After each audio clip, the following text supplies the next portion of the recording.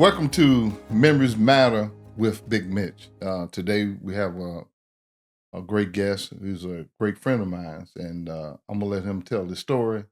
And it's Alfonso Cheney, and he's going to go all the way back. The farthest he can remember as a child with his mother and father. He's going to just give us what that house looked like. Al, you can begin. Thank you, Melvin. Well, it began back in the 50s when I was born. And when I was born, we lived in a house about a block away from here in a duplex down on Proctor Street. That was in 1957. And from that time, I already had two older brothers and one older sister. And I was the fourth of 8 kids after that. So our home was, it was loving. Now, my parents may not have been the one that would say "I love you" all the time, but they didn't have to because they demonstrated in the things that they did, in the way my dad worked, and my mom did not work at first. She just took care of all of us. Mm-hmm. But my dad worked. He worked hard. He was a construction worker, so he did some hard work in the cold and the rain and whatever. He just loved his kids. My dad was just great with us. He loved all of us kids. He had a lot of them, but I would often hear him brag to people about, he had 8 kids and he just loved it. Growing up at our house, it was never a dull moment. You imagine with 8 kids, running around and everything. So it was never a dull moment, but we had good times together. We had our fights and stuff like that, but it was very few and far in between, except for between my 2 older brothers now. But those fights, now they had more fights because my older brother, well, when mom and dad was gone, he was in charge, and my brother next to me, he always tried to buck my brother's authority, and my brother had to put him in his place, and all the time he did. So, but other than that, it was just great. Mr. Cheney, I know he was a muscular man. I always admired his shoulders. Yes, and shoulders strength. and forearms, like and, Popeye. For a long time as a kid, because I went around a lot of Caucasian. I thought he was Caucasian when I saw him, and he looked like he had blue eyes. He did have blue eyes. Yeah. So, to see your friend's father that looked like a Caucasian with blue eyes, I'm like, wow. And I asked him, no, my dad is not white. Where was he originally from? In Georgia? Born and raised in Georgia? Oconee, I think the Cheneys go back for generations in Oconee County. Oh, really? Yeah, Oconee County. Okay. Which is in that Greens, all that, it's down outside of Athens and all that. Okay. But that's where the Cheneys are for generations, for hundreds of years. They've been in Greens County. Okay. Yeah. Green County. I mean, not Oconee County. Oconee County. Yeah. And then Miss Cheney's Rosa Cake. Yes. What was her maiden name? Eppinger. Okay, that's correct. Yeah. And she's from Georgia too. She's from Georgia also. Born She's and raised from in Georgia. Molina, Georgia. Molina. That's a little town outside of Griffin, south of Griffin. Yeah, I know that's a huge family. Yeah, it was a huge family. And I know she was a wonderful lady, particularly in raising her children. Could you tell us something about Rosa Cake? Her character and her character, who she was. My mother could be whatever you want her to be.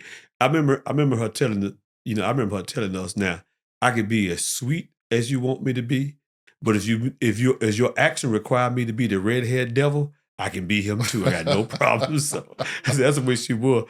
She had a thing much like my wife. She was strong, she was tough, but she was loving. But she said what she meant, and she meant what she said. So I rarely got in trouble with her because I just did whatever she told me to do. None of her kids got in trouble. Yeah. I didn't get in trouble when I was around Miss Cheney. I tell you what, in the neighborhoods that we grew up in, I always said my mother was not bad, but the bad didn't mess with her. We had people in the neighborhood, those guys, some of them was armed robbers and burglarizing and doing all kind of stuff. But when my mama talked to them, it was yes, ma'am, no, ma'am. They may cuss their own mom and daddy out, but they didn't mess with Rosa Kate. Nobody messed with her. Then y'all moved to what's the street up there? English Avenue? No, we moved to Magnolia Street. Magnolia Street, yeah. Okay. Yeah. And, well, that's the place that my parents and your parents first met. Because we lived on the floor down and your mother them lived upstairs. So and then y'all moved from there. Because I remember a house. Yeah, it was a house. It was up on Michigan Avenue. Michigan Avenue, okay. Which is right across Mason Turner there, yeah. And what was that like growing up on Michigan Avenue? I didn't like Michigan Avenue very much. I really did. I preferred the apartment beside the house. So I was not really happy on Michigan Avenue. Really never was, you know. The only good thing about Michigan Avenue is that my aunt lived right next door. It's a driveway that separated the two houses. That was the only thing. I had a lot of cousins that lived next door, mostly females. But one of my male cousins, you know, he was just like another brother. He was like another brother. He was like an older brother to us. You know, he did everything. Who was that? Menenso Dutch. Oh, Nin. Okay. Yeah, Menenso nickname Nin. Nin, okay. yeah. Mm-hmm. Okay. So what was your early education? I know you went to E.R. Carter? I went from E.R. Carter from the kindergarten to the 5th grade. And then I went to, we met back up again. We went to school. I was telling somebody the story how, you know, we didn't have school buses back then, remember? We had the model bus. Walk. And they gave us 20 cents to ride the bus. And me and you would take the 20 cents and we would buy some on the way to school and some on the way back, but we walked back Bought home. them cookies. Yeah, bought them cookies or honey bun or a drink. And a soda. Yeah, exactly. Any elementary favorite teachers you had during that time? At E.R. Carter, I was telling the story. We had a teacher named Miss Critton. And she was an old lady. She looked like she's about half white or something. You know, she was old, man, but she was wonderful. I was telling the story about her. She was a disciplinarian, but you know what she used? She used a brush. She would whoop you with a brush. And I seen her, but she had that hard side, then she had a soft. Right.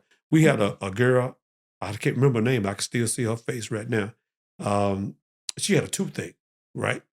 They called the parents to come get her, but they couldn't come get her. Miss Gritton taught the class while holding that girl in her lap sleep. She even whooped boys with that brush while holding her in her lap sleep. She was just something else, man. Yeah, we don't have teachers like that. They, you know. Yeah. Well, parents probably complain if they did have the children in the lap. Yeah, they would. That's what I told her. I was telling Faye, she probably get in trouble, you know, for these days, because one day, me and my brother was standing on that corner, right down the street on the corner of Simpson and Ashby, eating the ice cream cone early in the morning. But we had a washing machine, but not a dryer. My mother had sent me and my brother to the wash house that sit right on that corner. We was drying the clothes, but she gave us a dime. So me and him bought ice cream. Miss Critton came through, seen us on that corner. And by the time we got back to the house, she was there. But my mother had explained everything to her. She stayed anyway because it was not time for school yet. She said, that's all right. I'm going to make sure they get their eye dry. And she drove us to school because she thought my older brother had me shooting hooky because he was known for doing that kind of stuff. So she thought he was trying to lead me astray, but he was not. So now you had the chance to have one of the ministers at West End Church of Christ, Wester Brown. Did he teach? He taught you in E.R. Carter? He taught me at E.R. Carter, yes, sir. Yeah, at math. No, it was social studies. Social studies. Okay. I don't know what they call it now. Back then they called it social studies. So you remember being in this class? I remember it well. Of him instructing. I remember him well. What kind of teacher was he? He was a very good teacher, but the thing I remember most about Brother Brown is what I told people in the church. You know, on Sunday they seen Brother Brown, but Monday through Friday I seen Mr. Brown, and Mr. Brown was different from Brother Brown because if you disrespected a female teacher, they send you to Mr. Brown. And what he would do, he had you stand in the door like this. Don't put your hand back here, son. I'll break your hand. He had you stand in the door with the door open. He said, when you leave, don't look back. He give you 3 licks with that left-handed stroke of his. I seen him lift guys up off the floor. Man, he was hitting them so hard. He said, don't look back. But that wasn't you, though. No, I knew better than that. I'm not going to take that. You never got chastised by Mr. Brown. I seen that left-handed swing, and them boys lift up off the ground, man. Oh, that's all right. I had no problem with it. But that was the difference between Brother Brown and Mr. Brown. When you enter your teenage years, do you have any interests or passions? Did you have any dream what you was going to do? Or you just taking it day by day? The honest truth is what I really want to be is what I just couldn't be. I wanted to be a fighter pilot, Mm. but just never had the stomach and the nerves for it. But that's what I always wanted to be. But that's a dream that I could not keep because for some reason, my body just wouldn't take that kind of, it wouldn't take that kind of stuff. Right. I couldn't get on roller coasters and stuff. So how you going to be a fighter pilot? Right, But that right. is a dream. You know, my dream was to get up in that thing and just shoot that thing straight up in the air, man. That'd have been a thrill a minute for me. Wow, I didn't know that. Yeah. But but my interest was, as you know, was hunting, fishing. You know, growing up, we did a lot of that. Well, we did a lot of hunting, and we done fished in every kind of thing. We done fished in the ocean. We done fished in the lakes. We even fished in holes. You know, we done fished every kind of way possible. Yeah. Growing up in the teenage years, I know you started your time started to be divided. Of course, I know you moved from Michigan Avenue. When did y'all move from Michigan Avenue to 1969. to Rogers Avenue? 1969. 1969. Sure did. Okay, yeah. 69, that was the same year we moved over on West Haven because I was 9 years old. Yep. Wow, didn't know that. Yep. We moved in 69. So making that transition to Rogers Avenue from Michigan Avenue, because it was right after civil rights and some of the barriers where we could live and couldn't live. Right. And, African Americans started able to move from the northwest side and go over to the south side, which was forbidden to live or to purchase a home. And what did the community? There was any difference when y'all moved from Michigan Avenue to Rogers Avenue over into Southwest Atlanta, where at that time African Americans was not allowed to buy a home in that area over there. Exactly. But it was wonderful. We thought we was rich. We really did. We thought we was rich. It's the first time we had more than one bathroom with 8 people. You know what I mean? We had 2 bathrooms. We had 5 bedrooms. So you think about that, man. I mean, it was wonderful. And we had white neighbors, never had the first problem out of any of them. Yeah, they were just wonderful. And some of our white neighbors stayed until they died. They died in those houses. Sure did. Yep. So, but that transition was just wonderful, man. The school, you know, went from E.C. Clemens, then I went to Beecher Hill. That was wonderful. Beecher Hill. Yeah. Yep. You didn't walk to Beecher Hill, though. No, we didn't walk to Beecher Hill. We rode the model bus to Beecher Hill. Because at that time, we still didn't have school buses in the city of Atlanta. You had any friends in that community at that time? Yeah, lots of them. One of the guys that we used to play with a lot, as a matter of fact, was George Turner's brother, William. Oh, really? We used to go play basketball in George Turner's yard. Sure did. Me and some of the other guys from the neighborhood, yeah, we played basketball in George's yard. Was that 2 streets over down to the left at the end to down Beecher to Street? Exactly. Okay. But if you went down Beecher, it'd be right down the corner. Okay. Yeah. So you take First Street to the left and then walk up Beecher Street, first house on the corner. That house on the corner, yeah. That was y'all route, or y'all went up to the next? No, we route? came the other way. Okay. Yeah, we came up from because I would meet some of the other guys that lived on the other end of Roger. Right. And we would cut down that way, then turn right on that next street, then turn left. Right. Yeah, I heard a lot of stories about the Turner boys. Now, you know, I know as a teenager, I know you spent some time over on Chatham Way. And then wonderful times. And later on going to Westridge. Yeah. So what it was, that was my uncle Albert Mitchell. You're right. And I know you was hanging out with him before me, Exactly. technically. Yeah. And then later on, I came in and was able to go hunting and fishing with y'all. Yeah, exactly. Could you describe your relationship with Albert Mitchell and how it came about? You start, I guess, forming a relationship, and then when you start spending time on weekends with Albert Mitchell. Well, it started when all of us, when we moved from Proctor Street to the apartments, that's when Albert Mitchell's daughter and her husband moved into the apartment that was right above us. And then your parents moved in the apartment across the hall from them upstairs. And so that's how we all got to know each other. Then that's how we got to Brother Mitchell, Albert Mitchell. And that's how we got to know them. And then me and my sister, his daughter just took us They didn't have any kids then. So they just took us like we was their kids. And then I got the brother Mitchell, and he just loved me like a grandfather. That's what I call him. He was like a grandfather to me. Mm-hmm. Probably one of the greatest influence in my life, and now is the greatest influence in my life. And I loved him dearly because, he also loved me, and he just taught me some of everything. When we was over there, you imagine it was 8 of us, so you didn't get. But when I got to Albert Mitchell house, as you know, special treatment. Special treatment. You got to eat one-on-one relationship, and you got to eat whatever you wanted to and how much ever you wanted to. You remember you used to always tell us, right? Eat all you want, just don't waste none.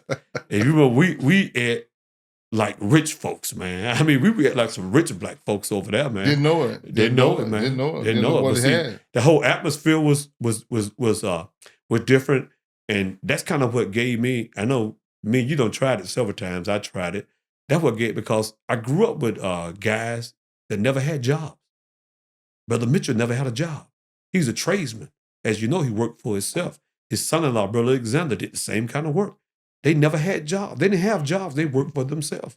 And a lot of people didn't know after, what a lot of black folk don't realize is, after slavery, they think that white man's was, because that's what they see now, was a plumber, electricians, and carpenters. No. Who do you think fixed on the slave owner's house? It wasn't the white man, it was the black man. So after that, black men, when they couldn't get jobs and stuff, they became tradesmen. Now, the white people didn't start to get into it until they created this thing called a union. And when they created a union, their pay went up. And then when they got the job, then they blocked the black folks out of the union. Mm-hmm. And so then they took over it. And that's why people think that your first electricians and plumbers and carpenters was white. But they was not. They was black. And see, and Brother Mitch was part of that.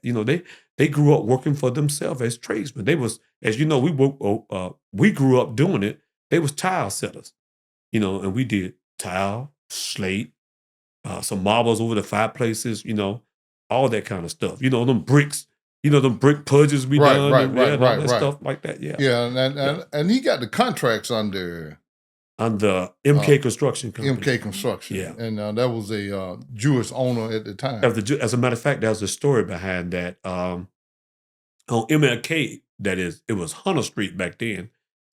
He tried to get buy tile. They wouldn't sell him tile as a black man. But you got to know Albert Mitchell. Nothing was going to stop him. He always going to find him a way around. So they told him that you had to have an office on the main street. So he got him an office on Hunter Street. Okay. Where you had to have all these samples. Mm-hmm. You remember them cabinets, the wood cabinets that we had? Right. With all the little slots in it? Right. That was the samples was in. That's what the tile samples was in that he got. He did all that. No, still wouldn't let him have it. He did everything. He got to have a bank account and put some money. He did all that.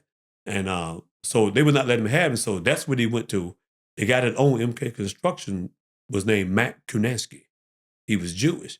And so he went to Mac. He went to Mr. Kunansky. Mr. Kunansky called the people and told them, let him have whatever he want. I back it. And that's how he got started. Wow. And up until he stopped doing it, he had good credit with them. They gave him whatever he wanted, And he paid for it when you get the job, finish the job, then you come back and pay him. But it took Mr. Mac to do that. I know MK, they basically built all the warehouses in Fulton Industrial. Amazing. I'm talking about it. They controlled that market. And I tell you something else that's amazing, and most people don't know it is. Did you know that most of those warehouses in Fulton Industrial, the blocks and the brick, the guy that did that was black? Now, he didn't work for it. He was Albert Mitchell was a subcontractor for MK. He didn't work. He was not an employee of MK Construction Company. The black guy that bricked up all those buildings, blocked and bricked them up, because you see the brick on the outside, but they block on the inside. Right. He had his own company. He did all that. He was a black man. Sure was. You don't remember his name? His name was Norwood. His last name was Norwood. Norwood. Yep. Okay. Yep. That's historical information. Yeah, most people don't know that, but I know it because I've seen him. And it was told that he had his own private plane down there at Charlie Brown way back then.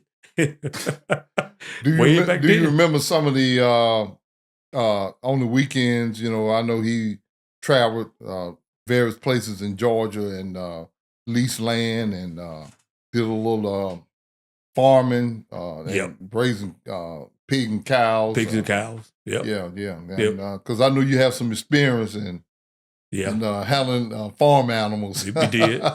And some farming. and some of the old, I couldn't remember some of the older guys that we heard their conversations, and I know your memory was better than mine. Well, one of the first older guys was your grandfather, Elmo Barber. And that's where we had the first, because the relationship when your mother married your dad, that's how we got the relationship with them. And I remember going down there, and that's where we first started raising hogs and cows at. We started raising them down there.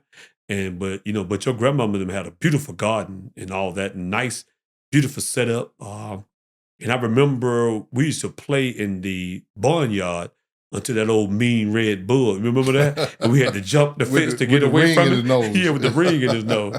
He was crazy. Yeah, that bull was crazy, man. Because they tell me the only reason that he obeyed your grandfather is he stuck him with a pitchfork one time. And after that, he didn't mess with Elmo, but he messed with everybody else. Yeah, he sure was. So that was him. Then after he died, we came from down there and we went to Fayetteville, and that was a man named Charlie Sims. That's right, Charlie Sims. And then up the road from Charlie Sims, his friend name was Bruce. You remember Bruce? Yeah, Bruce. Yeah. Just about every word come out of Bruce's mouth was a cuss word. Yeah. I think that's the only language he had. That's the only language he knew, man. He can put some cuss words together. How did that go together? Yeah. He put them together, though, Yeah. I tell you. So we had hogs, and we had hogs and cows, down there in Fayetteville on Charlie Sim land. That was very valuable land. That's the first. And when I got to be a little bit older, that's when I realized, down the road from Charlie Sim, we see these people building these huge brick, beautiful ranches, man. And we didn't realize who they was until later on when I got older. I realized who they were. They was the airline pilots. That's when they first started coming to Fayette County. Okay. Yeah, right down that dirt road past Charlie Sims' house, they started building those big old beautiful ranches down there. They was airline pilots. Yeah, that's what they were. Yeah, because that's when because you're talking about the 70s. Yeah, it was early 70s. Right. And that's when Manny Jackson became mayor. Right. And then he started renovating the airport. Yeah. So there's a lot of expansion, and then Delta began to grow on those airline services in Atlanta. Yep. So now we got Hartsfield and an international Hartsfield. Exactly. So that growth brought in more pilots, and then you had those pilots that was making decent salaries, so they had to live. So the population increased around south of 85. Exactly. So I guess it went down in Charlie Sims' area where he had his farm. Yeah, they did. That's when they started moving out from the city. They would go down there because you had easy access back to the airport. But now the amazing thing about Bruce and Charlie Sims and Bruce is you remember they was well diggers. And if your well dried up, that little Bruce would go down in that hole. We took him, as a matter of fact, we took him to your grandmother's house. You probably don't remember that. No. We took Bruce and Charlie Sim, and they redug your grandparents a well. Bruce would go down in that hole, man. He wasn't no big man. He was a little short man.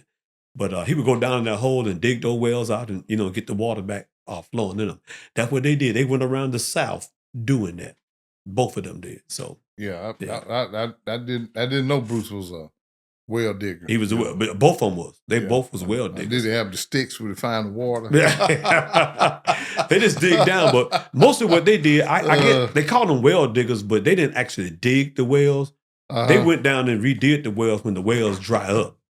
Or they would get stuff out of the well. Man, you got to have some nerve to go down there. Right. Because if you remember at Charlie Sim house, we was with that artesian well, we dig up one, and that was you may not have been down there. There was a snake right up on top of it, man.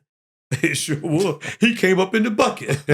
So, yep. Now, I know you was in Southwest Atlanta, and then you went to one of the, at that particular time, was a famous high school that had tremendous amount of athletes. I know you went to Southwest Atlanta High School. Mm-hmm. Yep. During your teenage years. What was it like going to Southwest Atlanta, Southwest High School? It was wonderful. And Nance Mays High School. Yeah. Yeah. And I think all your siblings, it graduated under the name of Southwest High Except for School. one. My sister was in there. My baby sister was in the graduating class, the first class of Mays. Really? But she went 4 years because, like I was telling them, I never knew what a middle school was because we didn't have middle schools in the city of Atlanta back then. Right. You went straight from the elementary was kindergarten through 7th.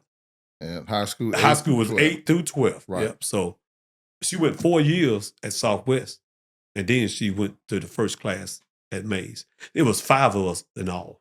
Okay. Yeah, it was That 5 of us. went to Southwest. It went to Southwest. So Pumpkin and Jerome, they went to what school? My older brother Jerome and my sister Estella. Oh, Estella. They graduated from Turner. Turner High School. Yes. Okay. Yes. Yeah, they graduated from Turner. Okay. Yeah, they sure did. That's before we moved from that side of town. Okay. Yeah, we were still on that side of town when those two graduated because I think she graduated in 69 and my brother graduated in 67. So everybody else graduated from Southwest. Yeah, well, except for my brother Pocket, he never graduated. Okay. Yeah, he got put out of Southwest. He was a redhead. He was a little redhead devil. But he did well because he wound up working for AJ. AJC, AJC. And other stuff. Yeah. So he did well. He did well. But I tell you one thing, though, going back to Forsyth is the unusual thing about us is that just like country boys, we got the chance to slaughter hogs. We seen it done, did it, was involved in it. Yeah. Cows, we did all that. And also in Fayetteville, we slaughtered many hogs, hunt at night, hunt coons at night. Hunt coons at night. Yeah. At that time, we had BB guns, thinking we killing the coons, shooting it up in the tree and then they would do the shot to bring them down. Yeah, exactly. I tell you, a story that I remember is that, Bur Mitch, as a matter of fact, he lived right down the street. He lived, where's that? Back on Chestnut, turned to the right. He turned to the right down here on James P. Brawley.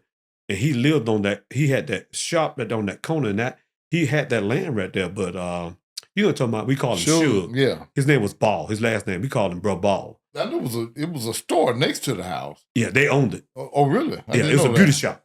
Okay. It was a beauty parlor. And then he actually owned a little land around in between.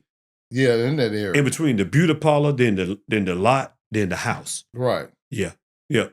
He owned that, and just like most black people, I think he sold it for maybe $10,000. How did 3 lots in the city of Atlanta? How did I got to know Mr. Ball from growing up in that neighborhood. Oh, really? Oh, so they went back childhood in that area. Yeah, because you know where JFK is now. I don't think they call it JFK Middle School. Kennedy Middle School, right there. Right. Well, Bur Mitch, he lived where Kennedy was in a shotgun house. On that same property. Okay. So they grew up on that street. Before he moved to Chatham Way, right? He was married and had his child he had Bernice there. But they lived in a house there. He had a shotgun house. It was straight through. So a kitchen, a living room. Because they grew up in Vine City and then they grew up built a house there and then he moved to Chatham Way. Well, actually, they grew up on the corner. They was born and raised on the corner of Northside Drive and Ashby Street. It was a house. It's gone now, but it was a house right there. But Richard showed it to me too many times. That's where they lived at with his mother, because his father died at a young. Your grandfather died at a young age. Because people should know, even though he's my uncle, but you were closer to him than I could ever be, and you spent a lot of time with him, a lot of years with him, and did a lot of work, and so it was instrumental. And not only did you work with him, but you also you had to go to church. Went to church with him. Well, that's what led me to Christ. And you can never get too much homage to him from that, because he's the first one that led me to Christ. And then I was around now. He would read all the time. And he said, "Come here, boy. Come here. I said, "Yes, sir." I go in now. He said, "It's time for you to start reading." And he taught me how to read the Bible. And so me and him would sit there and read. And some of them interesting stories back in the Old Testament, we would sit there and laugh about it. Stuff like that. Stuff that was kind of like what God done really did something amazing, Right. He just talk about it. You know how he was. Right. He'd talk about it and laugh. You know, like that. So we had some wonderful times together, man. Yeah, because I know we thought he was killing us because a lot of time we was going to the country. Yeah.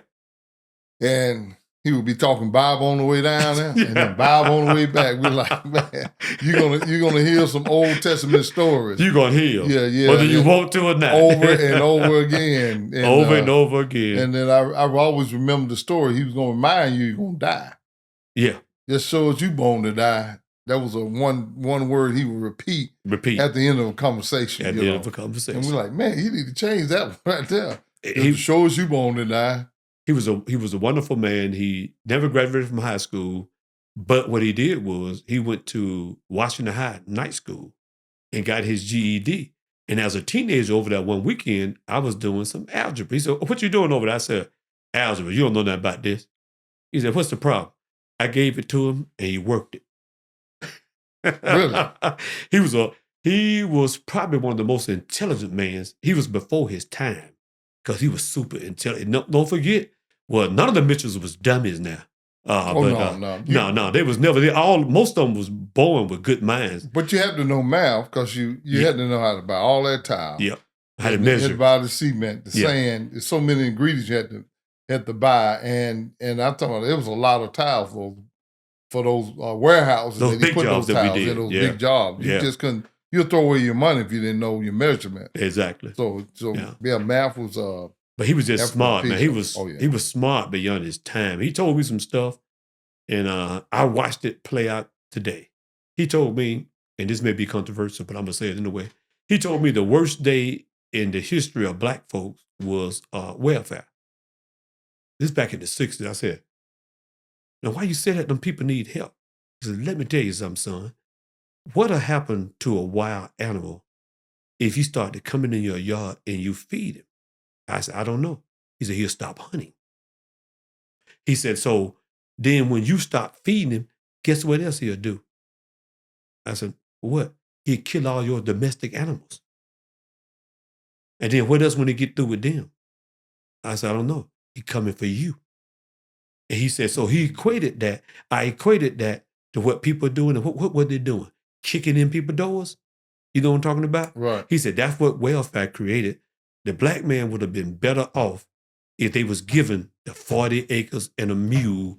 And he said, in the word of God, it said, if a man don't work, he don't eat. Well, that's biblical. They didn't have welfare during the time they was coming up with kids.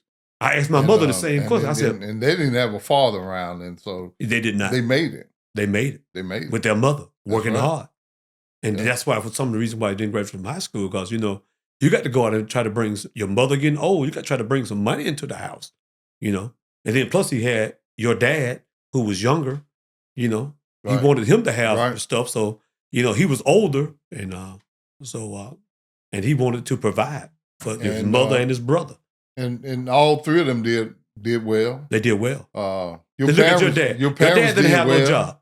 Your dad didn't have a job either, did he? And under the leadership of our parents and association with Albert Mitchell, we did well. Did well. So none of us received any welfare. No, we did not. Didn't want any, man. I tell people all the time, the three of us that stuck with Albert Mitchell did well. Me and you talk about it. Me and Darren talk about it. Darren said, I remember the time I got smart with him. He said, get your stuff. I'm going to take you home. He said, I got scared. He said, I never did that again. I also remember, you remember the time that we was hunting in the woods and you violated the safety rules? You probably don't remember this. You set your gun down and you went over the fence with that gun barrel pointing up at you. And he seen it, and he put you out the woods for 2 weeks. Because you violated the safety. You did. You set the gun down against the fence, and you went over the fence. Remember. You climbed right over the gun. But I know this. It was his way or the highway. It was his way or the highway. Period. You didn't get no. It was it. Hey, no second chance. You're going to do exactly what he said. Exactly what he said. And you didn't question it. You didn't question it. Yeah, you didn't question it. Because he was too good for it. Remember the time that he would take us through the thing and see, this one thing that you got from him that you was not going to get from your parents. He would stop up when we go to the country. He would stop us by the store, right? He would give you his change purse with money, and you could buy whatever you want to buy. He never questioned what you bought. Right. You could buy the drinks, candy, cookies, potato chips. You could buy whatever your heart desire. Yeah. And he never would ask you how much it costs or nothing. He just give you that change purse. And, Now I can tell you this, and I know you can test, because we did a lot of jobs on the weekends, and we got a chance to work during the summer. So in the summer. And we probably made more money than our parents. We probably doing did. those work weeks. He paid us some good money. We And, made good money, man. He was a good employer. We made grown man money. We made grown man money. We sure and, did. We really made more money than a lot of grown men was making in the summer. So in the summer, we wound up buying some good clothes for school. You remember me, you and my brother Darren, because we go to Walters and we load up. Because for people don't remember, a Levi's only cost $10. Right. A blue jean jacket, Levi jacket only cost $10. Man, we had hundreds of dollars in our pockets. We go down there, man. We bought my mom and our parents didn't have to buy our school clothes. We bought our own school clothes. Well, and bought what we want to wear. You were able to buy a lot more pants than me because I had to wear Huskies. So it was easy for you to get that. I had trouble getting my size. You know what I remember? I remember your dad told me. He said, I'd rather feed him than clothe him. I went on to college. Yep. Because you're a few years older than me. Right. And then you start dating your wonderful spouse. Yep. And could you tell us how that came in? Because that came in pretty quick and fast. Because I'm getting ready to play football, and all of a sudden they said, "Man, Al finna get married." Yeah. Another thing about Brother, we go back. I know on Chestnut on Chestnut Street, he one of the first black men to have gas. Everybody else was burning wood. He had a wood stove. He the first one to get gas. And then he left there and he went to Chatham Way. So he went to Chatham Way. As you remember, that's about a 17-room house. Right. That a black man. Huge. You remember the main house had what? What was it about? Was it 4 stories? No, it was just, 4 stories. If you take that lower basement where we kept all our tools and stuff at, then you had the basement, then the second floor, then the other floor up above it. And you remember in the main house there was what? On the hall past Emma's bedroom, about 4 bedrooms, wasn't it? They had 2, so it was 6, then 1 out on the thing. So he lived in a 7-bedroom house. How many black men back then lived in a 7-bedroom house that was not rich? Yeah, because we lived in, my dad and parents, we lived in the apartment house. In the same, under the same roof. Level. Right. Under the same roof. Right. So when he had a 2-bedroom apartment. 2-bedroom house. He had a 2-bedroom apartment. Kitchen den. And a bathroom. Yeah. Right. So he had all that. And a porch on the side. Now, what happened is, you all moved in there after we was in the apartments, right? He built that. When he built the apartment downstairs, his daughter and son-in-law moved in it. Then, he bought, when he first built that house, he bought 2 lots. He built the house on himself, so he never had a house payment. Everybody else had a house. He never, because he built the house himself, so he never had a house payment. He bought the lot next to it to keep anybody from living next to it. And then this lady that lived in the next lot, she sold that house to him. And that's when his daughter-in-law, his daughter and son-in-law moved over there. And when they moved over there, y'all moved out of the apartments into that down there. That's how that worked. So apartment. In this big house, they only had 1 daughter, right? All them rooms. So back in the day, Miss Mitchell would rent those rooms out to girls from the country. She never dealt with nothing but women from the country. That's when my dad met my mother. She rented one of the rooms. She rented one of the rooms. She came from Cyprus. She came from Atlanta. Exactly. Right. They would only rent them to women, not men. Just if mostly women that come out of the country. That's what they rented them to. So over on Chatham Way was Faye Aunt who rented the room over there. Right. She rented the room, and then when they moved to Westwood, Faye other aunt moved in over there too. He had to sell the house. No, he had to sell the model. Because model came through the house. Right through the backyard. The land, right. And you know how big that yard was. Right. We had a huge yard. Man, we had fun. I forgot how many dogs he had. Hunting dogs, rabbit dogs. At one time, we had about 14. Yeah. 14 rabbit, bigger house. Yeah, because those rabbit dogs, because we hunt all down South Georgia. All down in South Georgia. And I know we hunted with the Martins and Perry, Georgia, Adel, Valdosta. All down All through down that through honey. there. All down through. Yeah, about what, 15 dogs? It was at the most, it was 14, I remember. 14? Uh-huh. Yeah. I remember. And they had all And then we had chickens, ducks, geese, guinea hens. We had all that.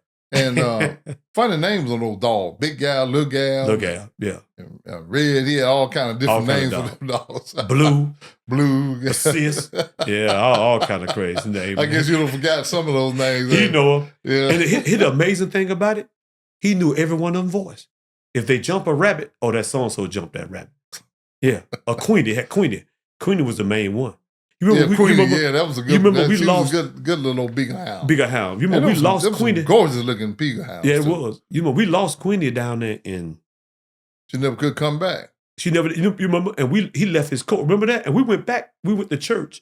You remember that? You was with us. We went back down. Dog. He said, the white man stole my dog. I know it. Because she was a great jump dog. Yeah. And when Johnny jumped, when she jumped the rabbit, he said, that's Queenie. He knew their voice. So they rented the room out, and that's how Faye aunts, they don't live with him. And then so when Faye came up here to go to Georgia State, she lived with her aunt. And that's how me and Faye met. But you know that because you knew Faye before I knew Faye. Yeah.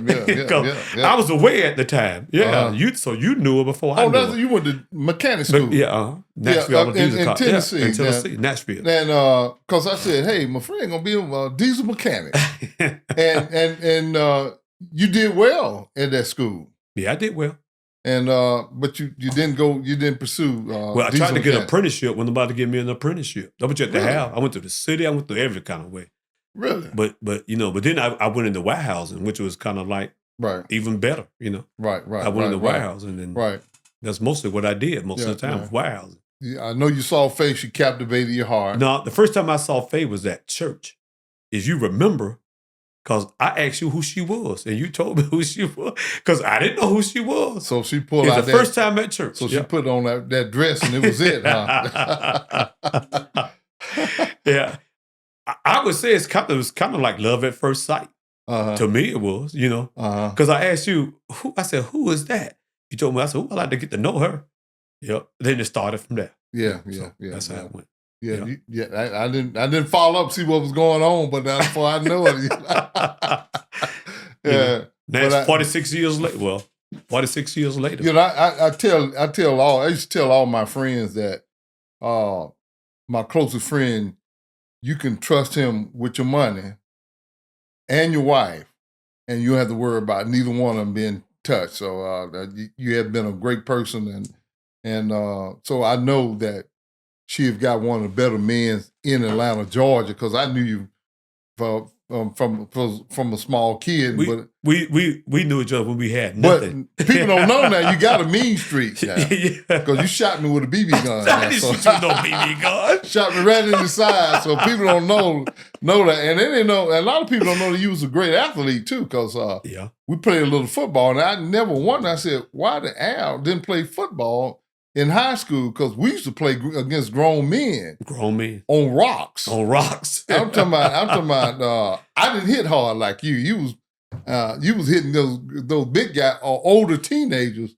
I thought we played some serious football, Samlock, with no equipment. Yep. You know what I mean? Yeah, I never forget one, man. I hit one so hard, man. He called it because he was small, and I was strong as a bull. You remember how I was strong as a bull back then, man. But anyway, he gonna run that ball through the hole, man, and I nailed him. I nailed him so hard, man, that he wanted to fight. But the older guy said, no, you're gonna fight that little man because he hit you. Well, it's something like a light switch went on, pop. Yep. When we started playing football, I was competitive. You was crazy. You was a crazy man out of the football. But you didn't play in high school. I said, that man was the fastest. I'm talking about speed, running, catching the ball, running the football. Never got outran. Didn't worry about nobody hitting you, man. And this was no equipment. Just think if you had equipment on. But anyway, that was an amazing thing. But anyway, getting back to, I don't know how I got to the left of that, but getting back to, I just want people to know that they may not know that you was a vicious man, growing up. I had to bring that piece in because they probably have known that you would hit folks and tackle them, and run the ball and had speed. So I don't think a lot of people, particularly at church, knew that you was an athlete, had that athletics and athletic ability, but you did, and because I know I played with you, so I wouldn't brag on you, I wouldn't lie what I witnessed because we played, and some of those skills manifest in me, and I know I played high school ball, right, and you were able to come see me play some of those games. I did, yeah, high school and college. Critique, critique. But I appreciate that. But I always in my back of my mind, I said, he actually was a better athlete. But didn't pursue it. But getting back to your loved one and how you met Faye, and you could tell us how that thing kind of started moving forward when you first met her. You asked her out. Yep. You say you didn't ask her out when she was in church, though. No. Okay. You know what our first date was? We went down on Peachtree Street. I can't remember the name of the theater. It was right down the street from where Emory Winship is, right across the street. It was a theater right there. And our first date was going to see Saturday Night Fever. Really? Yeah. That was the first date. Man. Saturday Night Fever. That's You're the first more thing. romantic than me. Man, it was just a movie theater, man. Saturday Night Fever. Saturday Night okay. Fever. Did y'all go eat after that? I don't know if we ate after that. I can't remember. That's been so long ago. I can't remember if we ate after that or not. So how long would it take for y'all to get married? It was about 2 years.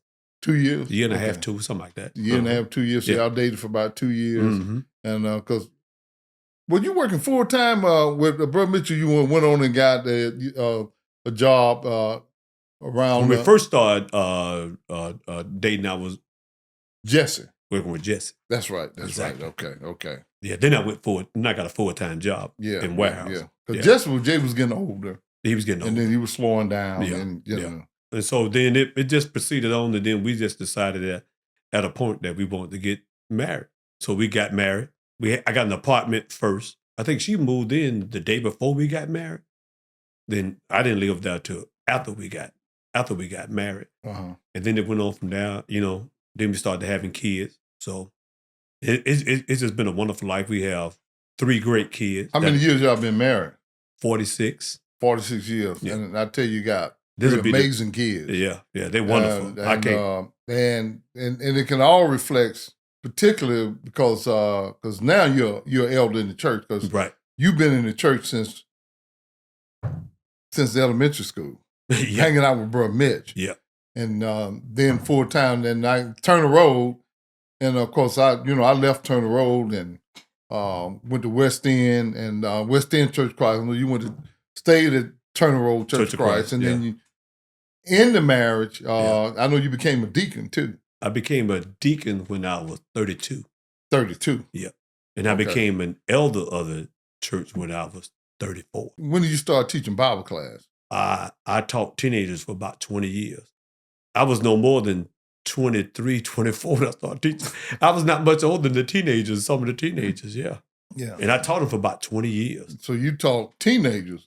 I taught my own kids. Early on, they didn't call you a youth minister, but you pretty much like a youth minister. I was just like because you raised a lot of kids in Turner Road Church of Christ. And and you taught Bible class and gave them that knowledge. And not only that, you grew, but you wound up teaching your kids. I taught my kids as teenagers. How many people can say that? Right. I taught my kids in the teenage class when they was teenagers. All the way through their teenage years, I taught them. I was the teacher. Yeah. So that was wonderful. With me and my wife taught the younger kids, and both right now they come back and they can tell you some of the stuff. Brother Cheney, you remember you said so and so? I said, man, that's been so long ago. I said so much. I don't remember. And they repeat me stuff. Like, for instance, I remember telling them, we was talking about marriage and stuff.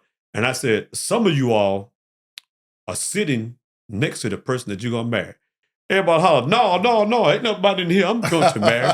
And you know what? About 3 of them did marry somebody that was in that room. And they had to come back and tell me that you was right. One of them was my daughter. Kendrick was in the class with Tiara when I said, he remembered that I said that him and Tiara got married.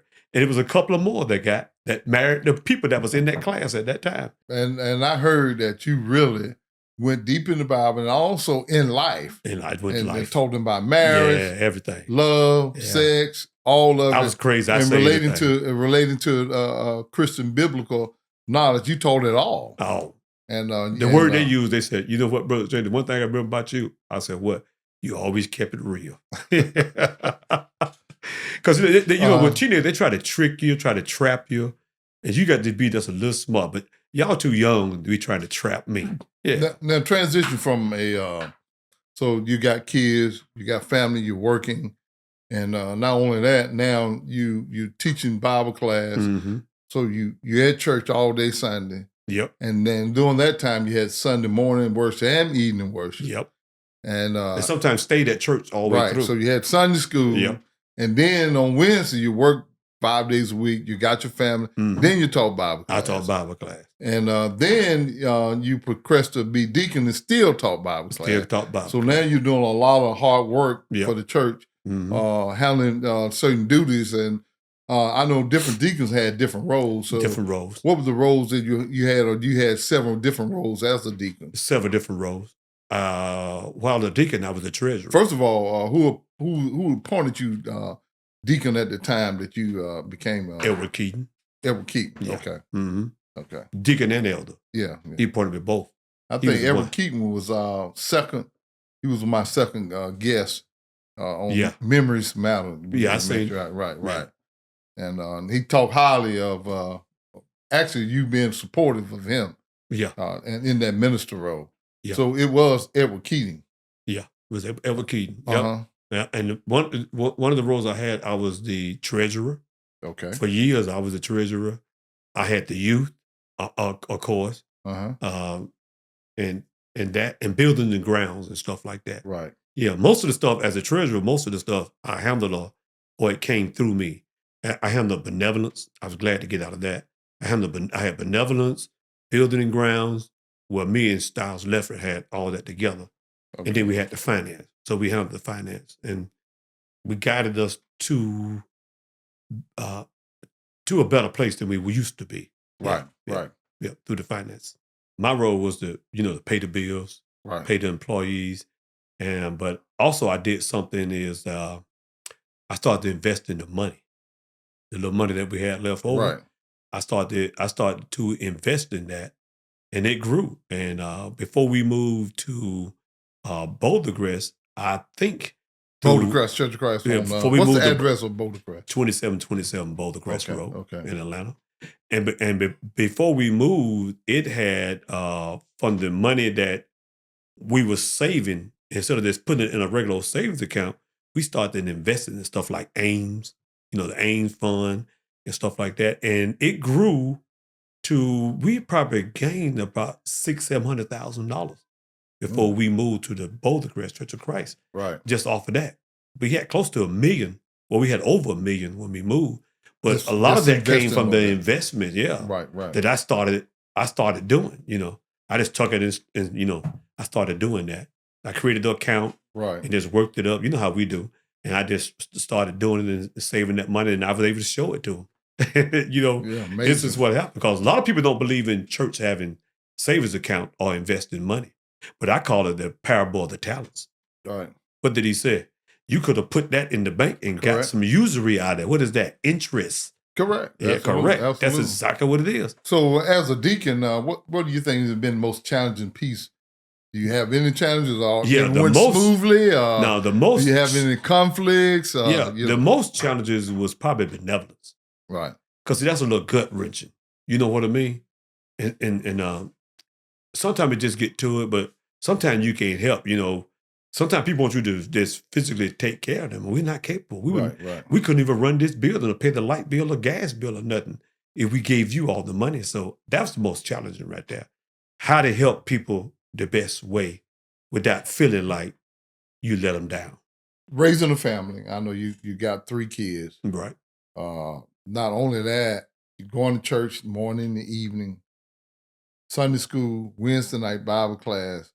You got the kids, and then you got the responsibilities also as a deacon, doing other things to the church. Mm-hmm. So it's really a load, and you're working long hours. Right. you're making the money and you're trying to take care of the family. Mm-hmm. You're doing a lot. Right. Did it tire you out? Or was you never thought about it. Wore you out? And I know sometimes it seemed like you didn't get no sleep. Yep. But they say sometimes you would sleep standing up working. You know? Yeah, but it never wore me out. I never wore you out. I never got tired of it. And your wife never complained that your time was divided and you spread complained. all over the place. The kids even complain sometimes. Everybody complain. I mean, one time I had 2 jobs. Well, for most of my life, most of that time back then, I had 2 jobs. And then the kids told me, Daddy, you need to stop working 2 jobs. You need to be here with us. So I started working 1 job. And then they come to me and said, Dad, how about giving me $20 to do something? So I don't have it. And another one comes and said, how about this right here? I don't have it. Dog, Dad, I think you need to go back to work. Oh, I see now. Yep. But one good thing, because you definitely had a good wife who was able to pick up a lot of slack at home and while you was doing the job, making the money. Right. So you had that convenience. So you had a good partner that was doing that. So I can't take away from her. I give all the credit to my kids' success academically, not to me, but to their mother. Because my wife was at home with the kids when they was young. And what she did was, I can't remember where I got it from. Well, we lived in an apartment that had a basement. And I don't know where I got that. I got a blackboard and I had 3 desks. And you didn't just sit at home and just do nothing, just play. She would let them play, but at a certain time, you had to come in and go to work. So our kids could read. They could do all of that before they ever started the school because of her. Oh, yeah. And that's what started their academics, and being good at it. I give it all the credit to her. Yep. Yeah. So she's the smartest of the 2 of you. Yes, she's the smartest of the 2. You admitted that. Huh? Yeah, I admit that. I admit that. And it shows. Academically, she is the smarter. That's right. But it shows. It shows. Yeah.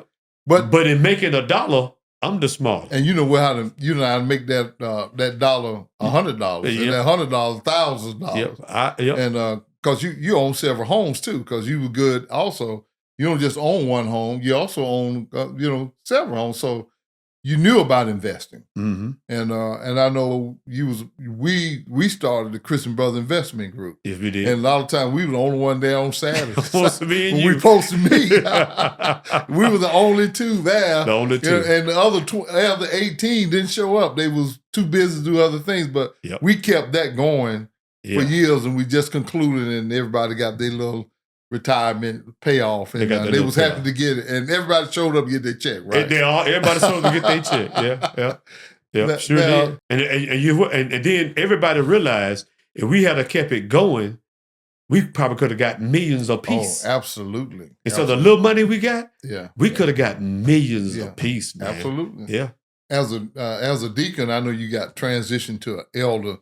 How different was the role from going from deacon to elder? Completely different. That looked like caring for people, visiting the sick, dealing with people, and the most on top of working, on top of raising working, a family, exactly. Going to the events in high school because I know Roger was playing football. Yep. It's a lot. There's a lot. Monique was running track, and that's a lot. But the most amazing thing is this is where being the elder is different. And I had to teach the new guys. We have 2 new elders. I had to show them how. I said, now y'all see what we go through. Now, you in church and all these wonderful Christians, but you as the elder get to know all the bad stuff they do. You know what I'm talking about? But then you got to face them again, and you can't show it. And you cannot act like that you know what they did. And it's been beautiful at Turner Road / Boulder Crest. We've done a wonderful job of that because none of them people have never said nothing negative about none of us when your wife done brought you in saying that you cheating on her, and we have to deal with that and help you work that out. Well, you still treat us Isn't that the nature of God? That's the nature of God. Being forgiven. Yes, sir. And seeing you again like you never Like did he never anything said, wrong. and never treat you in the different, never greet you in the different. But see, everybody can't do that. It takes a certain kind of man to be able to do that. So the qualification in Timothy and Titus It's wonderful. is really have to be adhered to in making that selection. Yes. For yes. those men Yes. that's going to have that godly nature. Yeah. Where they can hear bad things about a person. And because we're all sinners. And know it's true. We all sinners. Yeah. Because God now sees us differently. Right. The next day after we repent and turn from our ways. Yes, he did. Yeah. He said he remembers it no more if you repent, right? So that's the same way that's the same way that we have to do. What, 70 times 70? You're supposed to forgive a brother. That means it's unlimited. It's basically unlimited. And if you add up no. Let's get that right. 70 times 70 in one day. So it's unlimited. That's a lot of time. That's what the scripture says. It says in one day. And who I did not realize that he was preparing me for that, but Albert Mitchell prepared me for that. He told me a long time ago, and he told me some stuff. Don't worry, fam, I'm not going to repeat it. But he told me some stuff a long time ago, and he told me, son, I cannot guarantee the people. He told me, first thing he said, never be surprised about people and what they would do. In and out. People are people, and they would do some crazy stuff. He said, but the only thing I can guarantee you is the doctrine. He said, I can guarantee you that, but I can't guarantee you people. He told me, never be surprised what they do. And every time I'm in this stuff like that, I can hear him in my head saying, remember, never be surprised at what they do. Yeah. You're day, I'm night. We together. And I have never seen you violent toward anybody. No. Never, ever. Nope. In your nature. You can shoot. Yep. You can kill animals. Yep. I'm a good shot. You can hit a baseball. You can bust somebody coming through the middle and tackle and slam him to the ground and smile because you hit him hard and try to break his ankle. But you've never been violent toward nobody or showed any hostile anger ever. Nope, never. I'm always wondering why you was built like that. I'm just built like that. I don't take everything personal. I hold no animosity. I don't hold nothing to. You're nothing like Rosa Cake. Huh? You're nothing like Rosa Cake. In some ways. Yeah. But Rosa Cake will, you did something wrong now. She gonna get you. She gonna deal with you. Yeah, she gonna deal with you. You know what I mean? And your dad had strength. He ain't gonna let nobody bother his family. But you just been, I would say Obama cool.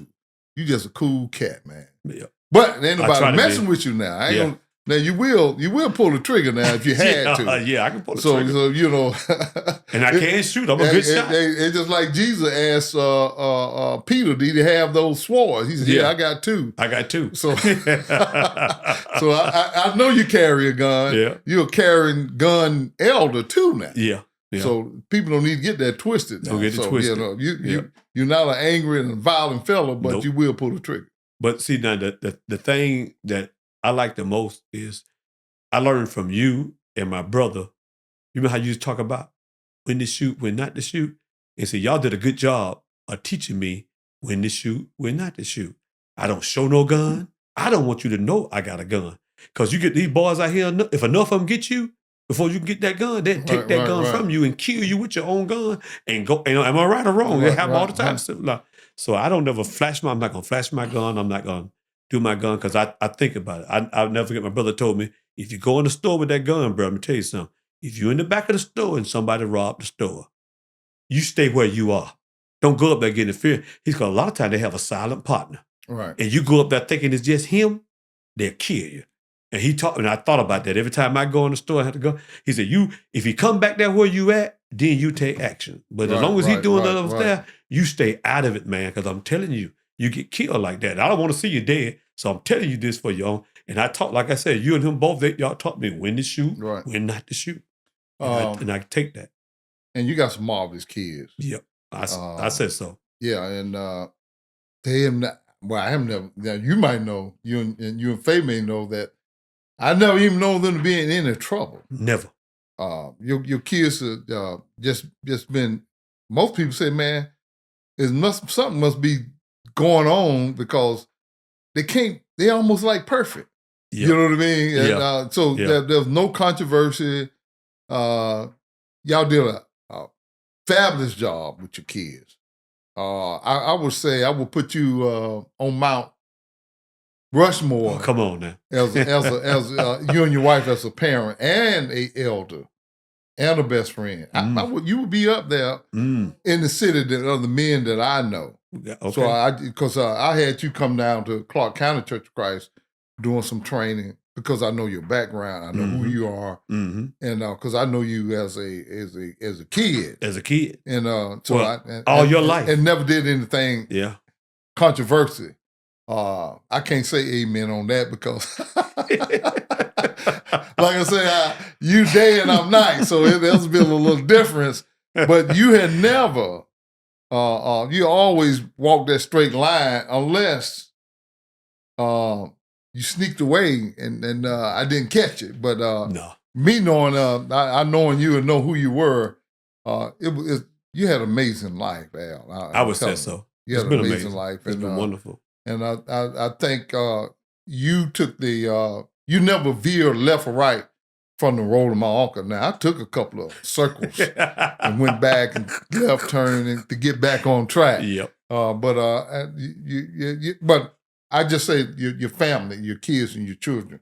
And they still respect you. Not only them, a lot of people in the church. So now going back in the eldership from that deacon, now that being an elder, and I think you've been an elder how many years at Turner Road Church of Christ and Boulder Crest Church of Christ? About 35 as an elder. Right. I spent 2 as a deacon. So I've been in leadership for 37 years. Yeah.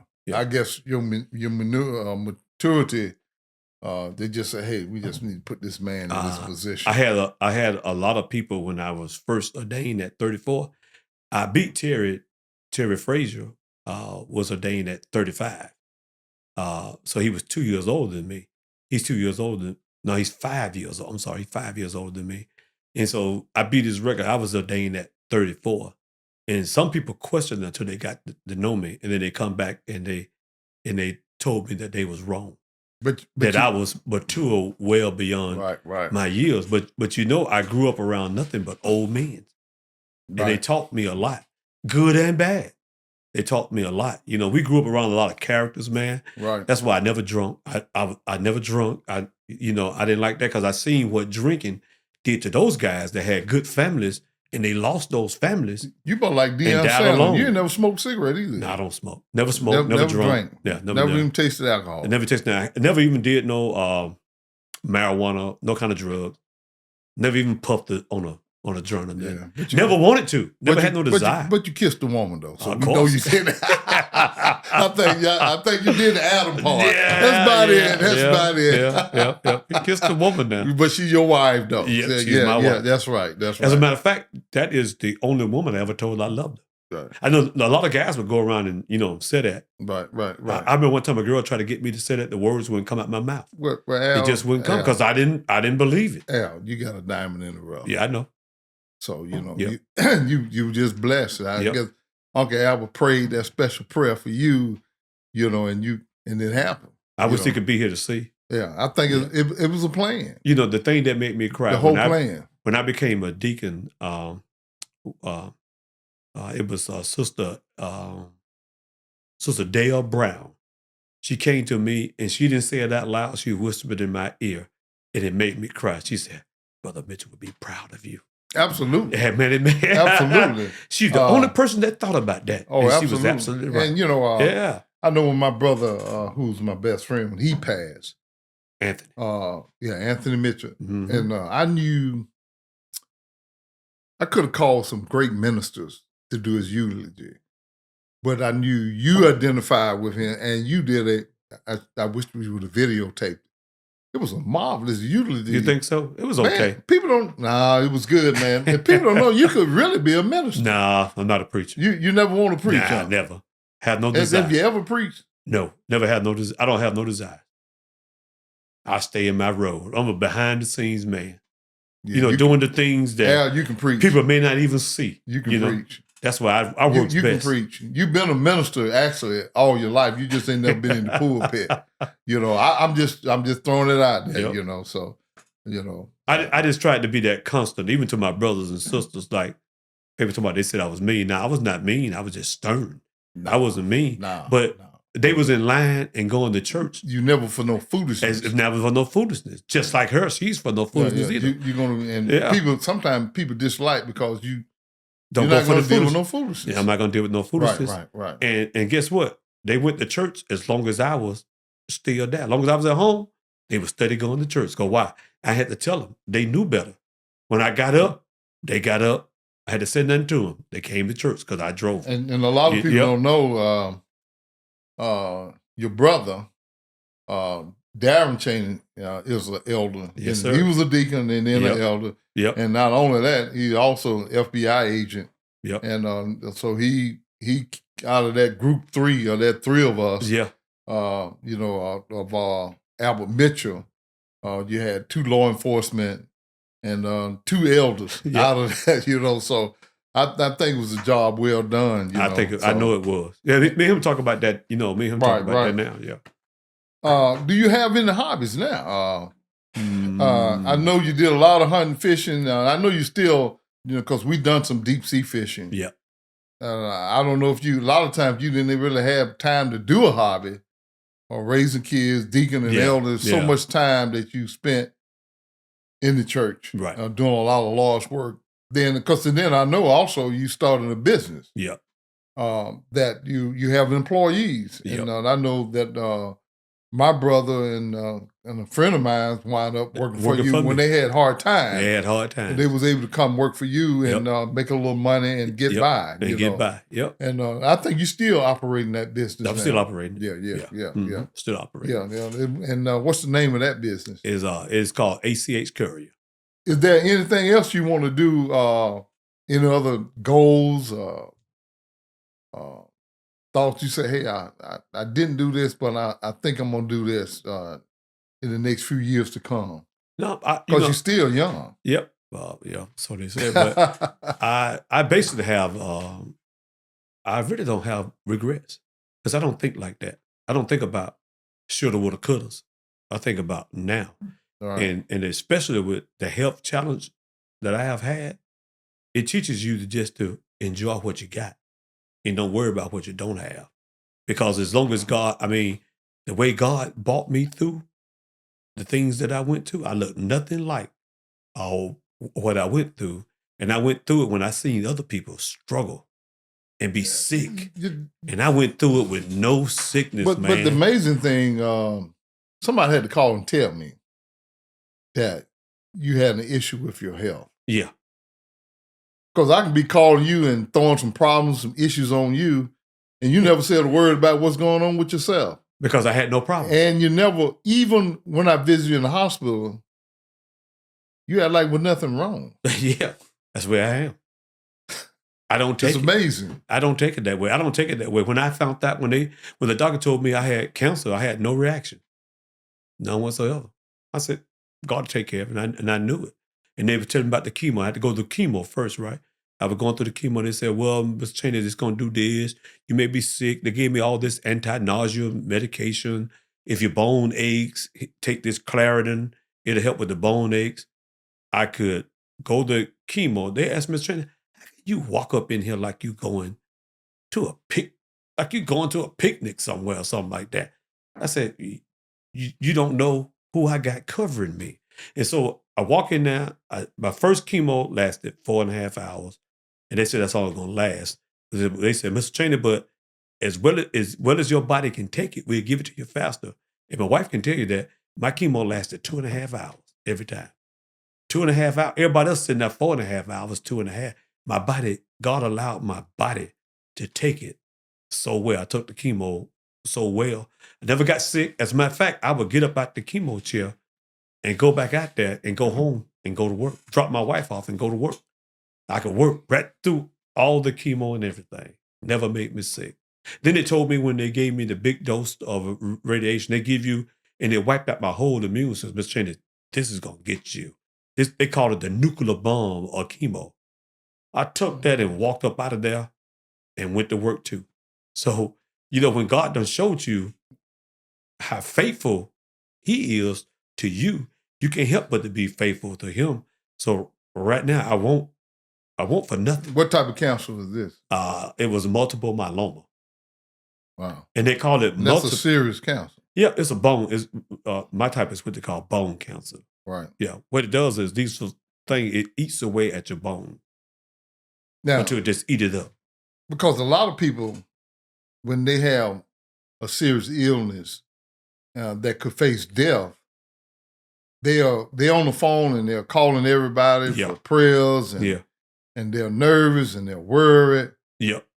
You have a different look in this approach. And I tell people how Al handled it, that's what faith looked like. That's my point. If I'm supposed to be a leader of the church and I say I have faith and I try to get you to have faith, what can I do but demonstrate that faith? That's how people say, Brother Cheney, are you still going through chemo? Yeah. But when I ask you how you doing, you said, wonderful.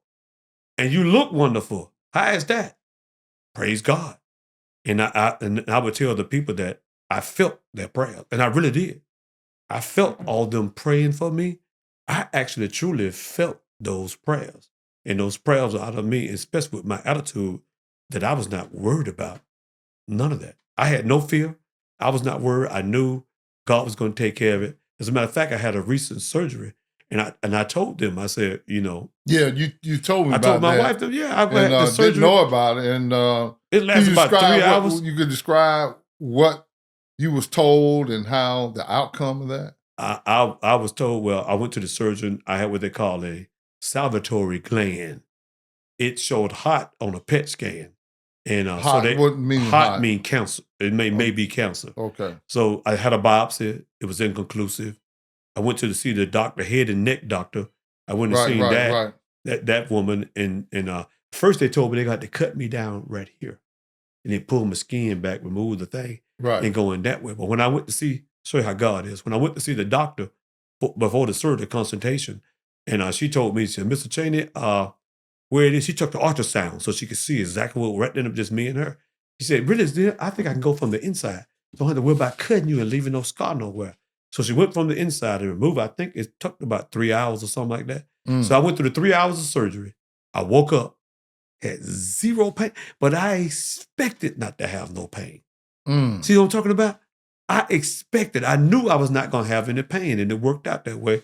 So I went on and that's been, Wednesday was 2 weeks ago that I had the surgery.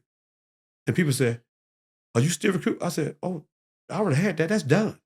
Well, you just looking like, well, that's how me and God works. That's how we work. I knew that I was not going to have any pain. And I had no pain. After 3 hours surgery. They said, I didn't have procedure, I had surgery. So, I just wanted my audience to know what faith looked like. What faith looked like from a real human being. And what the goodness of God looked like. He's sitting here. Right. Yeah. And you're an elder with testimony. Not many elders could really say, I know what you're going through. Right. And you went through it. Yeah, and went through it. Because I know you've been an amazing man. You always been a comfort to me, and you was always a pick up the phone with some things, death, challenges in my life. I can always call you. We went through some hard stuff together, didn't we? And we've been through it. You don't waver. No, you don't waver. I can go in and grab King Kong and bring him out, but I think you're a little more stronger in going through the fiery furnace than some of those what folk think they're the heroes out there. Yeah. And I appreciate you, because I can always, and I don't know, I call you all the time. Yeah. Not for prayer, but just for me, from co-workers and other friends of mine. And just a conversation. And I tell you, and a lot of times people, I say, I'm going to call Al, so I know this prayer is going to go over the clouds, get past the trees and get up there. Well, we got George to be the chief, didn't we? Yeah. You prayed for George, and a lot of people don't know you prayed for George Turner. Yeah. for him to be chief. And not only that, you supported me and your wife when I ran for sheriff. Yep. You were with me just about every day, man. On Yep. the weekends, we Yep. was out there soldiering. No better candidate. Hey, we was out there. We're out there doing it. I think DeKalb County did themselves a big misjustice. Oh, well, I know they did. I know. Yeah, I know. But I think good Lord didn't wanted me to do some other things. Get the experience and move on. So I think that's, and I understand that, and I appreciate, because what it did, running that campaign and being involved in the campaign, we met a lot of people. And it taught me a lot too. Yeah. It taught me that nasty side of politics. Oh yeah, it is. Stay away the from propaganda piece. The propaganda piece, the nastiness of it. Yeah, man. And the machine is and behind the machine, it. We really learned politics. We learned something. I told him I learned something, man. And I think it was worth it. It was worth it, man. I learned a lot. But I tell you what, one of my friends, they saw the love coming from you and Faye. Yeah. And man, they couldn't wait till Faye brought some of the meals. And Faye feeding them. They still talk about those meals, man. Yeah. And I thought she cooked a lot of food, man. Yeah, yes, she did. And man, they still talking about that they food. Still talking that about that. Woman can cook, man. Yeah. I tell you the truth. But Keith gonna talk about, let me see you cook. Let me taste that food. It's okay. I went back 3 times. Man, it was some good eating, man. I think that was the best part of the campaign. We had that food and had that meat, and we prayed over the food and we ate. So hey, man, it was wonderful. It was some good time. It was some good time. It was a good time. It was. So it wasn't all bad. It was a great time. Yeah. But also now, you had a good relationship with your boss that you worked. What was Great American? And I know, because when I went there and bought some parts, when I got my oil and filter, when I had my little diesel, got my first diesel truck. Yeah. And I know those cats admired you. Yeah. And the owner, son, he appreciates your character. So your character not only like in church folks, but also in the workplace. Yeah. And you did a lot of mentoring there. I did a lot of mentoring. And your boss could trust you with the keys in the business. Right. And you would be able to go in that business and get parts. And sell parts. And in your courier business. Mm-hmm. And that's how much trust he had in you, not to steal his product. Not to steal his product. But to do right by it. He could trust you. And that's the kind of human being you I told him I sell, I don't steal. Yeah. Yeah. And he probably still will give you the key to the building if you if you wanted to, but unfortunately, you that kind of person. He's passed on now. Really? Yeah. He's been gone a few years now. Okay. John is still there. His son? Yeah. I kind of like. How's his son doing? The business doing great. Okay. I kind of like helped raise John. As a matter of fact, I had more control over John than he did. Yep. John roughed up at his daddy, and he said some stuff he shouldn't have said, and I grabbed John. I said, don't you ever let me hear you talk to your daddy like that again, though I'll knock you out. I told him, you ever talk to him again. Yeah, he really respected you. I said, you need to go apologize to him, man. You should never talk to him like that. Yep. And then one time Pete asked me, because right before that, Pete asked me, Al, would your son talk to you like that? I said, you couldn't pay him. Now that's one side. Now, you could not pay him. You're not going to allow children to overstep their bounds. Still don't. I don't play with kids. That'll be a sad day for you. Yep, I don't play with kids. Yep. Well, their mama either. From growing up in your home and your mentors, Albert Mitchell, and a lot of going to church, hearing the sermons. Yep. And you sum all that up, how you think. And your dad. Don't forget about your dad. He had a what you call it, because I never felt nothing but love for him. I'm serious, man. I really think that man just truly, if he could have took me as his child, he would have. That's the way I feel about your mom and dad. You know, they just had so much. I couldn't do wrong because some people had too much faith in me. Mm-hmm. And them two had the greatest faith in me. I know your dad was getting old, and I would never forget what he told me. He said, Al, do me a favor. I said, what? He said, help him become a man. Because he knew that he would not be around forever. Yeah, and that's what he told me. That's how much faith, and I just loved it. I really did. All those men, all those mentors, growing up in the church, because a lot of kids that had that experience grew up in a church. No. with some wonderful How means. did how did that impact you as an individual?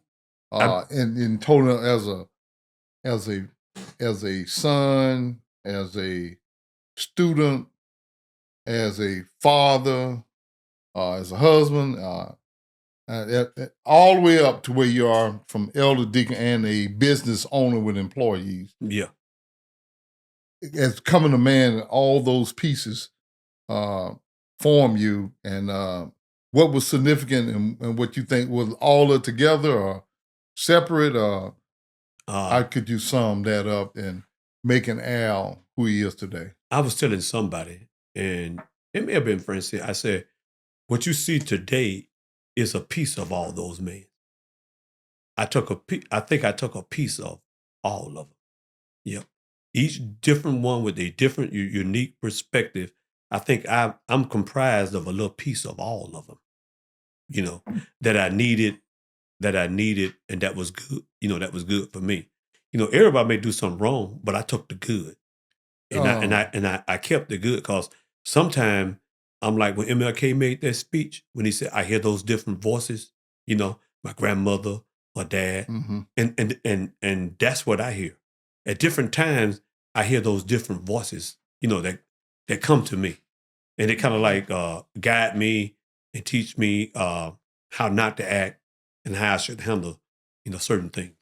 Then one man, I don't know how it slipped, was Jesse Alexander. Yes, wonderful man, great man. Because you spent a lot of time with Jesse. But just like a son. Who was fought in the war. Yeah. In World War I. World War I.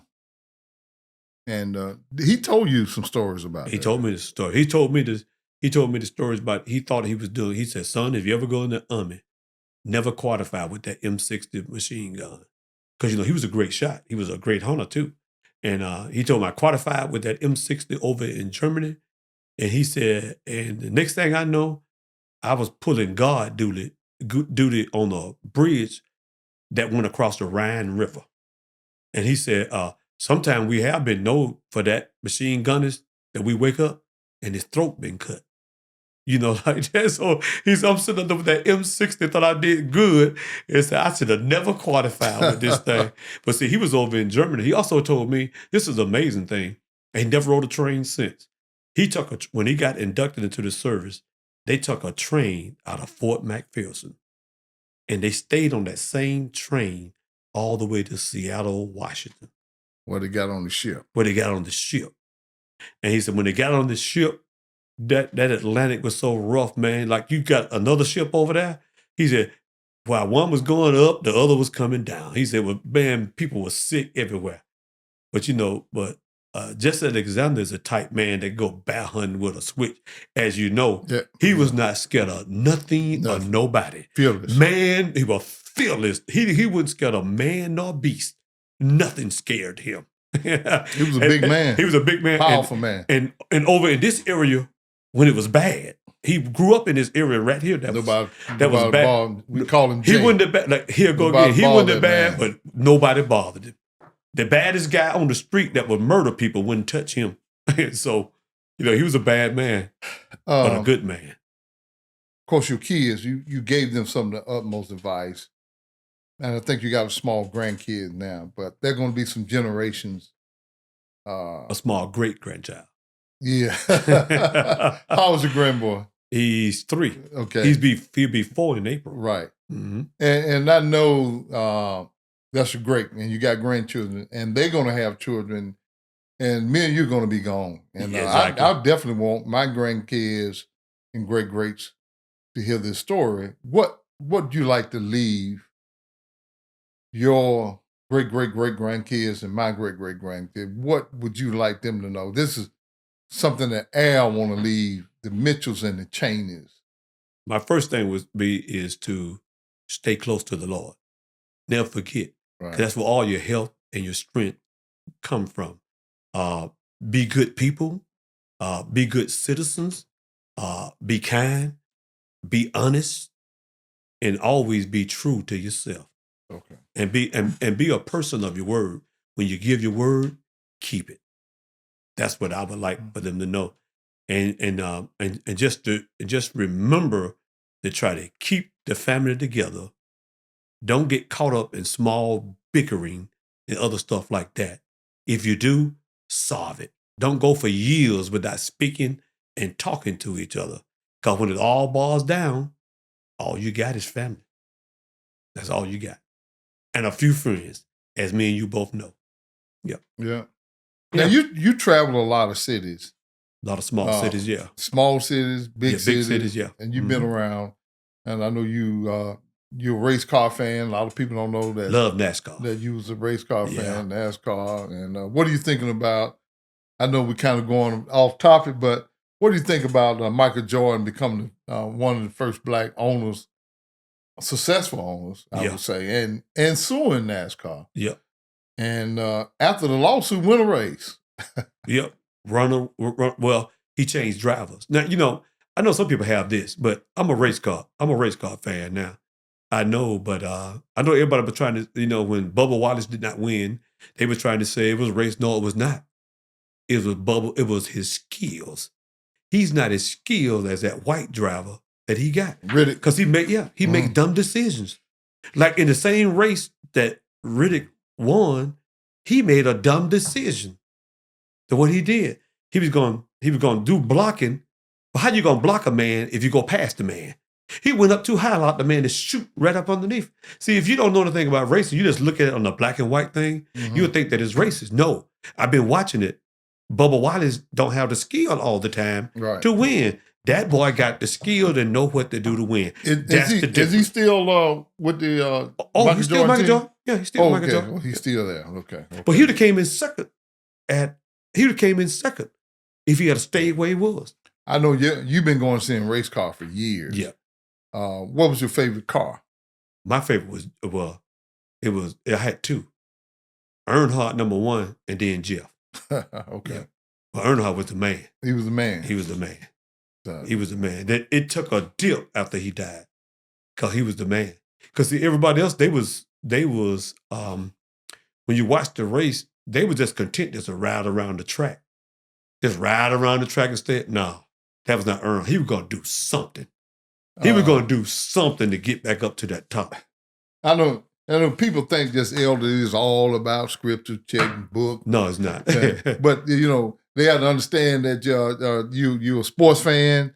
Not only you're a race car fan, you've been a long-term Falcon fan. Long-term. Bless your heart. All my life. You ain't got a championship, yeah. But it was since the Falcon came to Atlanta. Yeah. They break my heart every year. So. Yeah. I know you've been a phone supporter, and you had season tickets, too, for the Falcons. Yes, sir. So if we want to give a shout-out for the Falcons that they need to get you a championship season before you leave, because you devoted a lot of time for it. So what do you think is, with the Falcons coming up with a new coach?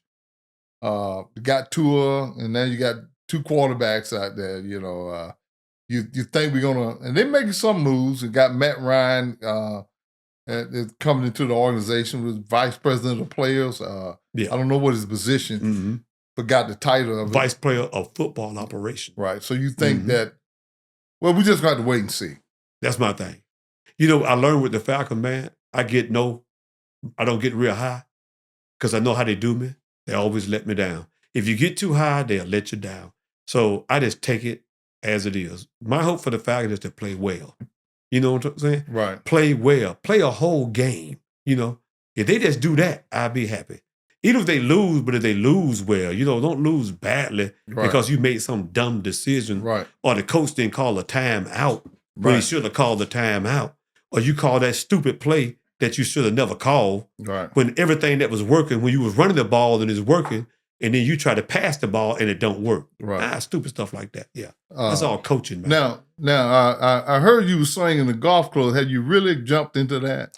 And this is a good time in your life to start? Not a long time. It's been a long time. Well, I know your son still swinging. Yeah. Well, see, what happened is in Douglasville, they took out me and my son's little golf course that we used to go to. Yeah, it was called Greystone Golf Course. They, as a matter of fact, I think they built houses on it now. It was a nice little place to go, man. When that crowded. Right. It was okay. It wasn't the greatest golf course, but it was okay for us, man. I thought maybe you had a little more time to do that now. No, not now. So I still have to run the business, do paperwork. You know, So you're still busy. still busy. Still doing a lot of church work. stuff. Yeah. You know, but that's meetings. Now that's a piece until you die. Yeah. Church ain't gonna never leave. Never leave. That's it. As long as you stay. Yeah, you can't. There's no time out with God. And see, we had people that died out of it. Right. You know, like the first one, Styles Ledford died out of it. You know, Rufus Martin, who we knew, well, great man, wonderful man. Absolutely. Yeah, wonderful. And a good hunter. Good hunter, yeah. One of the best men I ever known. Absolutely. Now, he died in the office. So I don't know if I'd be that way or not. I'd probably die in the office too. The good Lord needs you that. What a place to die as an elder in the church. Yeah. Good and bad. Yeah. I would say you critique out sports a lot. A lot of times I don't even watch football. I'm just that kind of person. I'll do something else. I'll go in the backyard and shoot arrows with my boy in the football game. I love playing the game. Yeah. But watching the game. Yeah. And I know you watch a lot of sports. Mm-hmm. If you had a Mount Rushmore of athletes mm-hmm. in your time, your favorite athletes, who would be your 4th favorite athlete? Over all genders? Over all, what you call it? Don't matter whether they male or female. If you had 4 to choose from, who you put on that mountain? I love Magic Johnson. I love Kareem. And then Michael Jordan. And who else would be the other? I know because, and I love Michael Cooper, that played for the Lakers. Right. That would be some of my greatest right there. Okay. And most of that just basketball. Okay. But them are some of the people that I really love. There's a lot of others that I like, but those are some of the ones that I just love the best because they played their heart out, man. And never took time out. I mean, every time they was on the floor, you got 100% out of them. And my last question, I'm going to put you on the spot. Out of your whole lifespan, who was your number one? Is one face on the mountain we got to put up there as a minister? Who would that be? As a minister? I know you're going to hurt somebody's feeling. Who you put up on that? No, I'm not going to hurt nobody's feeling. It would have to be Wesley Brown. Amen. On that note, we're going to end it. So let's go get something to eat. Yes, sir. Thank you.